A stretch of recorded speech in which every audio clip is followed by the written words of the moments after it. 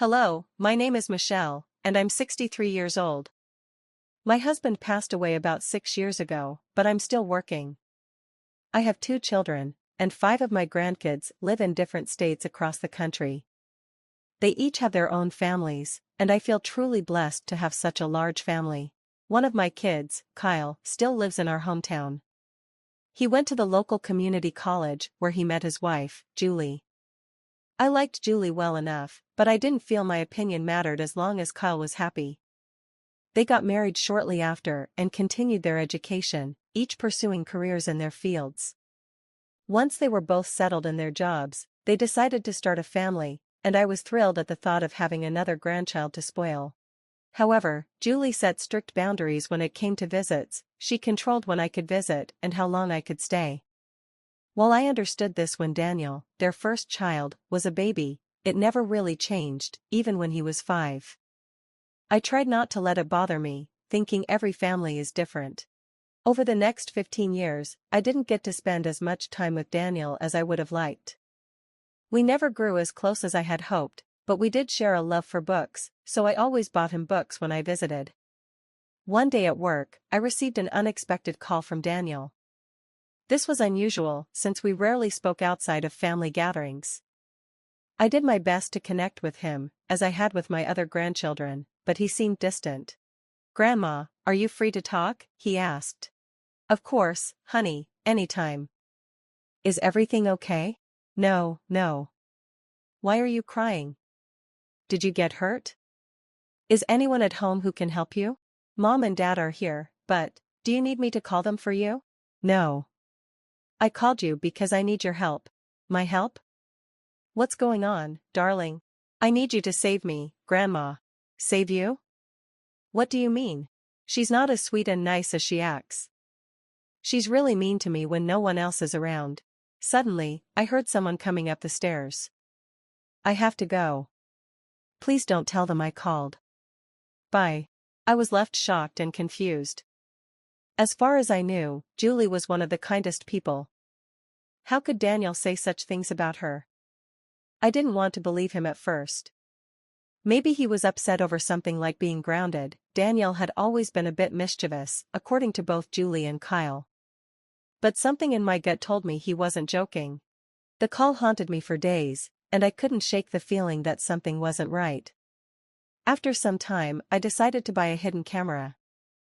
I felt uneasy about spying, but I convinced myself that if Daniel trusted me enough to call, I owed it to him to help. If I found nothing, I'd just remove the camera. But if there was something wrong, I'd figure out what to do next. I hoped it would be a simple misunderstanding, and a long talk would set everything right. The camera arrived a few days later, and I set it up, glad to see it had both live and recorded footage that I could access through an app on my phone. After making sure everything was in place, I called Kyle. "Hello, sweetie. How's everything?" "Everything's great, Mom. What about you?" "Same old, same old. I was wondering if I could come by one day. We haven't seen each other in a while." "Of course.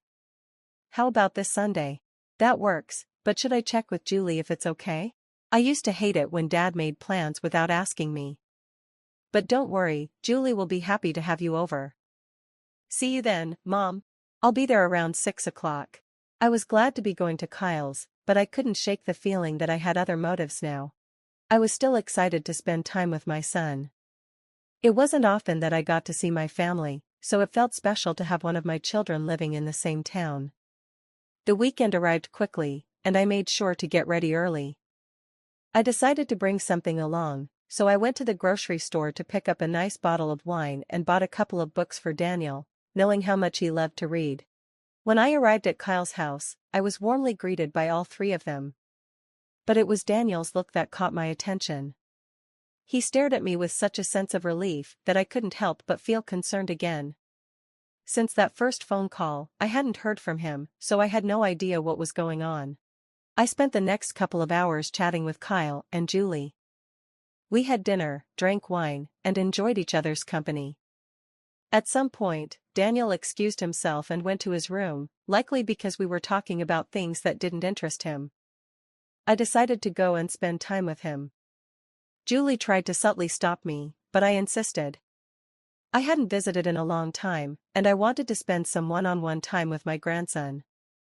Kyle told Julie to let me go, and I headed up to Daniel's room. Once inside, I closed the door behind me.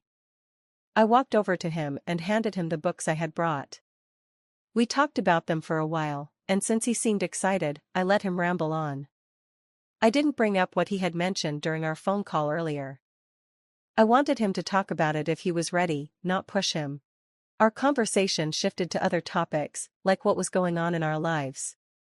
While he was telling me about his school and other things, he grabbed a notebook and wrote something in it. When he showed it to me, it said, "Mom's listening. Can't talk about anything." I couldn't tell if he was serious or just paranoid, but I went along with it. We continued talking, and I quietly wrote my plan in the notebook. I told him I had brought a hidden camera and asked if I could set it up in his room. He quickly agreed. I found a good spot to place the camera, one that gave me a clear view of the room. After starting the recording, I checked my phone to make sure the camera was working. I sat with Daniel a little longer, then told him it was getting late and I needed to head home. Before leaving, I purposely left my scarf behind as an excuse to return if needed. As I headed downstairs, I heard footsteps quickly moving away from the door, which made me wonder if Daniel was right all along. I hugged him goodbye, said my farewells to Kyle and Julie, and then went home. That night, I was tired but couldn't resist checking the footage from the camera. I stayed up for an hour, watching it, just in case something happened. Kyle walked into Daniel's room and asked what we had talked about, and Daniel told him. That was it. I finally went to bed, exhausted from the day. The next morning, I rushed to work and didn't check the camera again until I knew Daniel would be back from school. Again, there was nothing of concern, and I started to think maybe Daniel had been lying, but I decided to give it one more day. If I didn't find anything, I would visit when neither Kyle nor Julie was home and ask Daniel to give me the camera back. That night, as I watched the footage while reading, I finally discovered what Daniel had been trying to tell me. Julie entered the room with a stick in her hand, with Kyle following behind her. I quickly unmuted the video.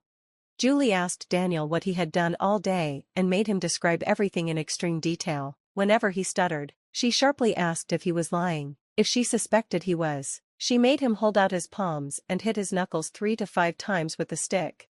I watched in growing horror as Julie hit Daniel more and more frequently. Daniel was sobbing, and Kyle just stood there, watching. I was filled with a deep sense of disappointment and disgust. I had raised my children gently, believing that kids are smarter than we often give them credit for. They can understand when things are explained to them. I couldn't understand why Kyle just stood by, letting his son get hit for no reason. I wanted to rush over and stop them, but what would I say? It would be strange for me to show up again, just a day after my last visit.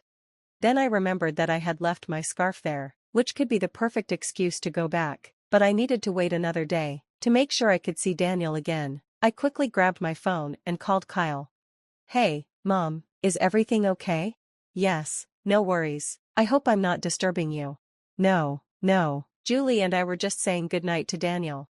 Alright then, I just wanted to tell you that I think I left my scarf in Daniel's room last night. I remember setting it down and forgot to pick it up. Do you think I could swing by tomorrow to grab it? Why don't I just bring it over now? No, I'm too tired. I'm about to fall asleep. It's been a long day at work, and I can barely hold the phone right now. Alright then, how about tomorrow evening? I can't. I have a game night with friends tomorrow. Well, Julie and I won't be back until the evening. Why don't you come by the day after? I really need that scarf for tomorrow. We're having a gathering. Okay, you could come by in the afternoon. Daniel will be home. Lovely. I'll be there around 3. Good night, Mom. My heart raced as I ended the call. I'd come up with a lie on the spot, but at least my call had distracted Kyle and Julie enough for them to focus on what I said rather than continuing to hurt Daniel. Before they left Daniel's room, I heard Julie tell him that he wouldn't be getting any food until dinner the next day. I was appalled, but sadly, I knew they would follow through with it. The next day, I took the day off from work and prepared myself for the conversation with Daniel. I was sure he wouldn't want to stay there, but I needed to hear it from him. I stopped to pick up some food on the way over. When I arrived, Daniel looked like he might faint. He was weak and exhausted. Julie had really made him go without food. I quickly gave him the food. and he devoured it, eating with a desperation that broke my heart. I felt so sorry for him, but I knew I had to help make things better. When he finished eating, I spoke to him softly. "I'm so sorry, sweetheart. Did you see everything that happened?" "Yes, darling. I'm so sorry, I didn't know. I had no idea." "It's okay. Mom seems like the nicest person, but has she always been this way?" "The beatings only started recently, but the starving has been going on for a while. I don't understand why Kyle isn't doing anything.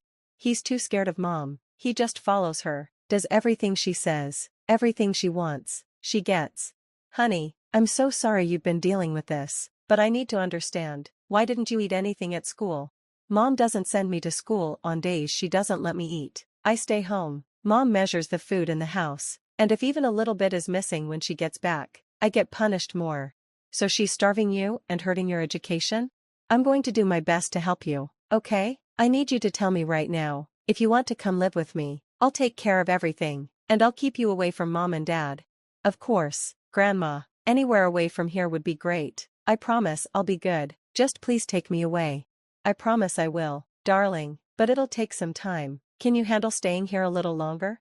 "Yeah, I can. I've been here for 15 years, so I can wait a bit more." I carefully took away all the wrappers and made sure there were no traces of food left behind. I didn't want Julie to make things worse for Daniel. We cleaned up the crumbs and double-checked the room to make sure it looked just as it had before. Afterward, I went home and called Kyle to thank him for being cooperative and letting me pick up my scarf. I reached out to a good friend who worked in family law and explained the situation. He told me that fighting for custody would be a long, difficult battle. While I might be able to secure temporary custody, Julie could change her behavior and regain custody with little evidence. It seemed that the odds were against me, but I had a plan. I could use the evidence I had gathered to make Julie agree to let me become Daniel's legal guardian. Julie worked as a counselor at a middle school, and I knew she wouldn't want her child abuse becoming public, as it would ruin her career prospects. I continued to monitor the footage carefully, gathering more evidence and preparing the necessary paperwork for a guardianship transfer. I waited until the weekend to visit Kyle without giving notice. When Kyle opened the door, he seemed surprised. "Mom, what are you doing here?" "I need to talk to you." Julie appeared at the top of the stairs, and Kyle hesitated. "I don't think now's a good time." "Why, what's going on?" "Just family stuff." "Why are you suddenly visiting so often? Can't I visit my son?" "I didn't think I needed special permission for that." "No, I didn't mean it like that. It's just that you've taken an interest in us this week, and it's a bit weird since you rarely drop by." "It's not weird. I only came over today because I have something very important to talk about with you both." As we spoke, I heard loud crying coming from Daniel's room. I could tell something was wrong, so I pushed past Kyle and entered the house. I couldn't just stand by. I rushed straight to Daniel's room. Bursting through the door, Daniel was sobbing, clutching his face, while Julie stood there, breathing heavily, glaring at him with such malice that it sent a shiver down my spine. I immediately ran to Daniel and asked if he was okay. He hugged me tightly and wailed into my ear. Julie huffed and walked away without saying a word. As Daniel calmed down, I saw his cheek was red and swollen, his knuckles were bleeding, and there were welts on his arms from the stick. A deep rage built inside me. How could anyone hit a child so violently? No child deserved that. I went downstairs to the kitchen, grabbed a bag of frozen veggies, and brought it back to Daniel to help reduce the swelling on his cheek. Once he seemed stable, I told him that I would take him with me. I asked him to pack as many things as he could, and then I went downstairs to confront Julie and Kyle. Julie looked furious, and Kyle seemed like he wanted to disappear. "How dare you barge into our home like this?" "Well, isn't it a good thing I did? You were hitting your child. What happens in my family is none of your business. Your child is my grandson, and he's part of my family too. You're hurting him, and I can't let that continue." "He may be your grandson, but you don't live with him. You don't know what a brat he is. I'm just disciplining him." "Who cares if he's a brat? He's a child, and there are many other ways to discipline a child without hitting them. You of all people should know this." "I don't believe in that gentle parenting nonsense. Leave me and my family alone." "I'm afraid I can't do that." I handed Julie the papers to transfer guardianship to me. Both she and Kyle stared at the papers, confused. "You both have to sign, or I'll release proof of you hitting Daniel." "What do you mean by proof?" "I set up a hidden camera in Daniel's room last week. I have all the proof I need. Neither of your jobs will appreciate what you've done. Especially you, Julie. If you want to keep your career intact, I suggest you sign those papers. You were spying on us? That's a gross violation of our privacy. I only acted on information I had. I needed to make sure Daniel was safe. Mom, don't do this to us. Give us another chance. I'll make sure it doesn't happen again. I don't want to hear it. I'm very disappointed in you, Kyle. I raised you to be better than this. You're just as guilty as Julie, if not more. I'm taking Daniel with me, and I expect these papers to be signed. If not, you know what will happen. They didn't put up a fight. As Daniel and I left, I took him to get dinner and ice cream, trying my best to comfort him. I gave him a safe space to share his feelings without fear.